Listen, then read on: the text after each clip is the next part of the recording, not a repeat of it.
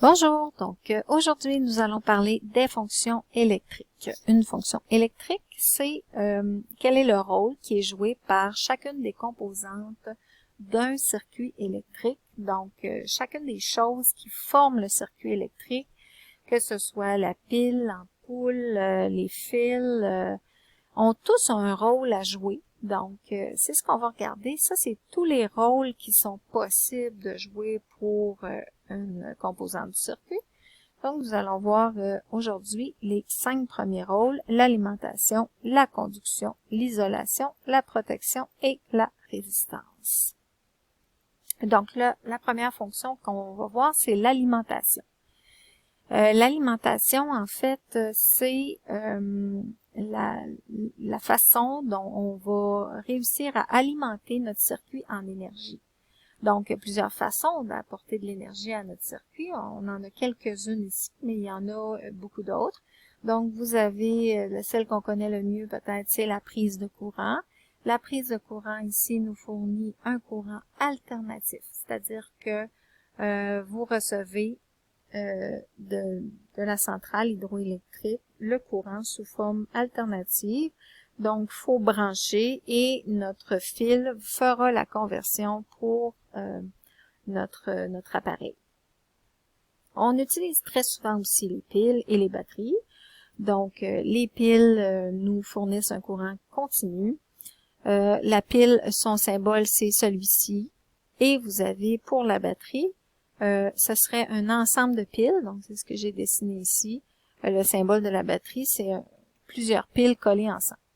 Donc, ça aussi, ça fournit de l'énergie. Et il y a plein d'autres façons de fournir de l'énergie, dont ça ici, vous connaissez aussi, c'est le panneau solaire ou cellule photovoltaïque. Donc, quand l'énergie du soleil vient frapper ici mon panneau, ça fabrique de l'électricité. Donc, ça vient faire bouger les électrons et ça fabrique de l'électricité. Donc, c'est aussi une façon de produire du courant électrique. Donc, tout ça, on appelle ça la fonction alimentation.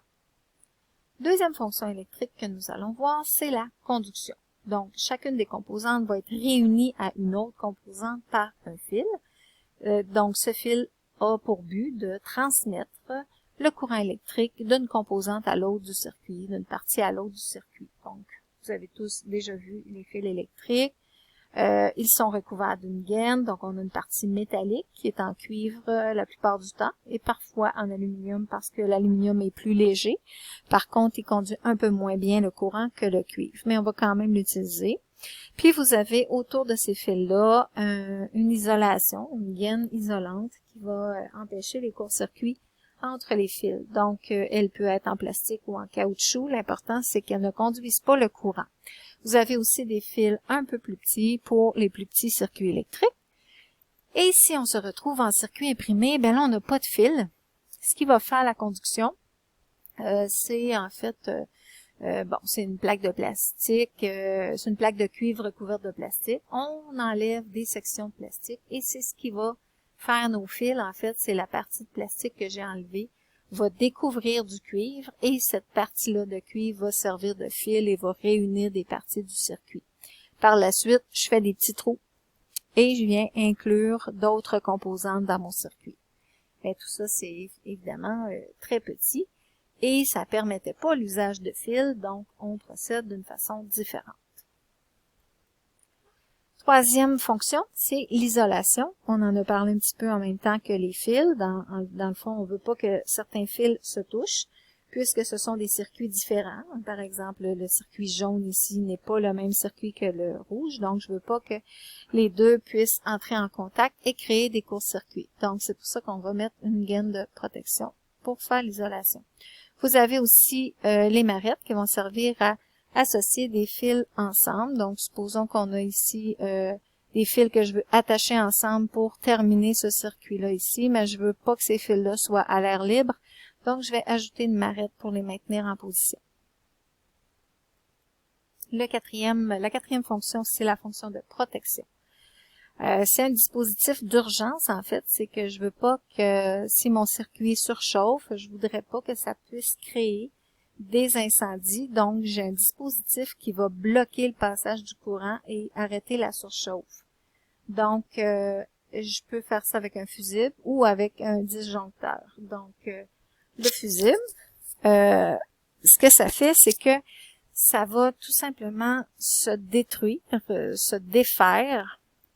Donc ici, par exemple, vous avez, je vais enlever les lignes. Donc, vous avez ici le morceau de métal qui passe dans le fusible. Bon, alors si ça surchauffe, si j'ai trop de courant qui passe, il va tout simplement se casser, il va fondre et il n'y aura plus passage du courant électrique à l'intérieur du fusible. Donc, il n'y a plus de courant électrique qui peut passer et tout va s'arrêter. Et le seul moyen de repartir tout ça, c'est de mettre un nouveau fusible, puisque celui-là, un coup qui est brisé, il est plus bon. Donc, il faut absolument en mettre un autre. Le disjoncteur, lui, peut être réutilisable, il peut être réarmé, c'est-à-dire que en fait, le métal ne va pas brûler, ne va pas se défaire, il va courber. Vous savez, la chaleur fait de la dilatation thermique des métaux, donc on a ici une section qui va se courber sous l'effet de la chaleur et ça va couper le courant électrique à cause de la courbure que ça va faire. Et donc, au bout d'un certain temps, là, le courant, bon, s'est arrêté. Le bilame, qu'on appelle, donc la lame qui s'est courbée va redevenir droite. Donc, mon circuit va pouvoir repartir lorsque je vais réarmer mon disjoncteur. Donc, c'est possible de réutiliser le même disjoncteur pratiquement à l'infini, là, puisque la lame reste en bon état. Elle fait juste courber, puis elle reprend sa position. Mais il faut pas oublier que si j'ai un fusible qui est toujours en train de sauter ou un disjoncteur qui est toujours en train de se désarmer, ce n'est pas normal. C'est que j'ai une surchauffe dans mon circuit, je demande trop à mon circuit et il faut que j'aille faire quelque chose. Il faut que je diminue ma demande face à ce circuit-là. Ou il faut que j'aille modifier ce circuit-là pour que peut-être ajouter des résistances à l'intérieur là, pour que ça surchauffe pas, puis pour éviter les incendies et les chocs électriques. Donc, juste augmenter la puissance, par exemple, du fusible, ça ne réglerait pas le problème qu'il y a dans mon circuit. En fait, je fais juste lui permettre là d'endurer une plus grosse chaleur, mais ça ne diminue pas la chaleur qui est à l'intérieur de mon circuit et je prends un risque. Si je fais juste augmenter la puissance du fusible, je ne règle pas le problème à la base. La cinquième fonction, c'est la résistance. Donc, les résistances vont réduire la circulation du courant. Je me sers de ça pour que les composantes de mon circuit ne soient pas endommagées par une trop grande quantité de courant. Par exemple, une prise de courant, ça a quand même un bon voltage. Donc, pour certains petits appareils, ça pourrait être dommageable qu'il y ait autant d'électricité qui puisse passer à l'intérieur. Donc, en mettant des résistances, je diminue la quantité de courant qui va atteindre les composantes du circuit électrique. Donc, je restreins la circulation ici des électrons. La résistance, ça s'exprime en ohms. Le symbole, c'est oméga. On a ici deux types de résistance. La première, c'est une résistance en céramique. On voit que dessus, vous avez toutes les informations de puissance de la résistance ainsi que sa tolérance. Donc, on a une puissance pour celui-là de 1,5 ohm avec une résistance de 2%. 2%, ça représente dans ce cas-ci, 2% de 1,5, 0,03. Donc, cette résistance-là, elle n'est pas 1,5 assurément. Elle peut être un petit peu en bas de 1,5 ou un petit peu en haut de 1,5. Pour le deuxième type de résistance, vous avez un code de couleur parce qu'elles sont très, très, très petites. Et donc, si on écrivait leur puissance dessus, ce serait difficile à lire. Alors, ce qu'on a fait, c'est vraiment utiliser un code de ligne de couleur sur les résistances. Alors, je vous montre comment ça fonctionne. Oups, j'ai enlevé tout ça. Donc, vous avez ici le code de couleur supposé pour celui-là ici. Alors, il y a toujours 4 lignes. Vous placez toujours la ligne dorée ou argentée à droite. Donc, la tolérance, c'est toujours une ligne or ou argentée et elle est toujours située à droite. Donc, ça nous permet de savoir de quel sens mettre notre résistance. Et il y a toujours une petite distance ici entre la ligne de tolérance et la ligne qui nous indique la puissance de la résistance.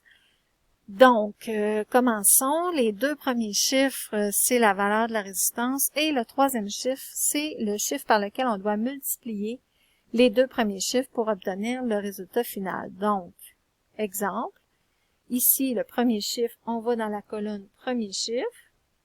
Donc, le premier chiffre, c'est brun. Alors, ce serait 1. Pour le deuxième chiffre, c'est vert. Donc, je m'en vais dans la colonne du deuxième chiffre. Vert, 5. Donc, je suis rendue à 15. Puis, la ligne rouge, c'est le chiffre multiplicateur. Donc, par quoi je vais multiplier tout ça? Je vais multiplier tout ça par 100, puisque la ligne rouge m'indique de multiplier par 100. Donc, 15 multiplié par 100, ça fait 1500. Puis, la tolérance ici, ce serait, bon, ça a l'air jaune, là, mais en fait, c'est doré. Donc, ce serait une résistance de 5%. Donc, plus ou moins 5%. Donc, je pourrais le calculer, là, 5% de 1500, ça me donnerait la tolérance. On fait un autre exemple. Donc, ici en bas, on place notre ligne argentée à droite. Donc, tout de suite, je sais déjà que ma tolérance, ce sera 10%, comme c'est indiqué ici. Et donc, si je prends les trois premiers chiffres, le premier chiffre, c'est vert, donc 5. Ensuite, la ligne mauve pour le deuxième chiffre, ça se trouve être 7. Ici. Donc, 57. Et la ligne noire m'indique de multiplier par 1. Fait que dans le fond, j'ai terminé. 57 fois 1, ça donne encore 57. Donc, ça me donne 57 ohms avec une tolérance de 10%. Si je calcule 10% de 57, ça me donne 5,7. Donc, ça me donne une résistance de 57 ohms, plus ou moins 5,7 ohms. Donc, c'est une résistance qui est plus ou moins précise, si on veut, parce qu'on descend autour de 53 jusqu'à 62. Donc, c'est ça, voilà, ce n'est pas une résistance qui est très, très précise au niveau de la quantité d'ohms qu'on a sur cette résistance. Donc, voilà. Ça termine pour la fonction de protection, de résistance, pardon. Et ça termine le cours d'aujourd'hui. Nous aurons la suite des fonctions électriques la prochaine fois. Merci de votre attention.